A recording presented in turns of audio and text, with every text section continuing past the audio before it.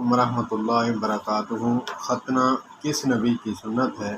سنت تو ہمارے پیارے نبی حضرت محمد کریم صلی اللہ تبارک و تعالی علیہ وآلہ وسلم کی ہے، لیکن جیسے قربانی ہمارے نبی حضرت محمد صلی اللہ علیہ وآلہ وسلم کی سنت ہے، کیونکہ آپ نے حکم بھی دیا قربانی کرنے کا، آپ نے اس سنت کو ادا بھی فرمایا۔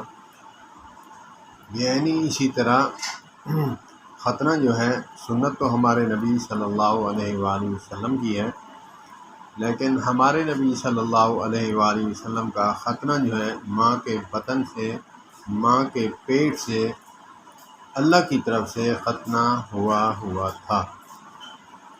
ختنہ کسی نے کیا نہیں، کیونکہ یہ عیب کی بات ہوتی ہے۔ جیسے ہمارے نبی حضرت محمد صلی اللہ علیہ وآلہ وسلم امی تھے، صرف اللہ عز و جل آپ کے استاد ہیں، انہی سے پڑھا، انہی سے لکھا سب کچھ۔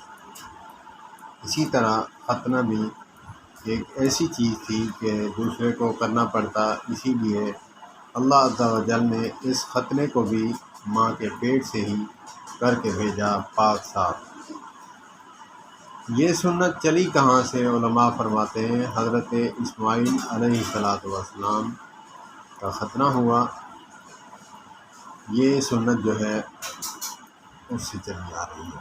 جس طرح قربانی چلی آ رہی ہے حضرت ابراہیم علیہ السلام کی سنت ہے، جیسے سنت ابراہیمی بھی کہتے ہیں، تو اسی طرح ختنے کی سنت بھی اسی سے چلی آ رہی ہے، ہمارے نبی حضرت محمد صلی اللہ علیہ وآلہ وسلم کے خاندان سے۔ اللہ عز و جل ہر سنت کو اپنانے کی توفیق عطا فرمائے۔ یہ سنت ختنہ جو ہے بہتر تو یہی ہے کہ 7ویں دن ہی کرا دیا جائے، ورنہ بلوغت سے پہلے کرا دینا چاہیے۔ اس کی علماء سائنسی حکمت بھی بتاتے ہیں اور دینی بھی بتاتے ہیں۔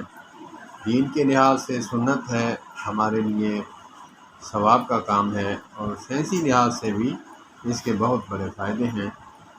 اللہ پاک ہمیں ہر سنت کو اپنانے کی توفیق عطا فرمائے۔ السلام علیکم ورحمۃ اللہ۔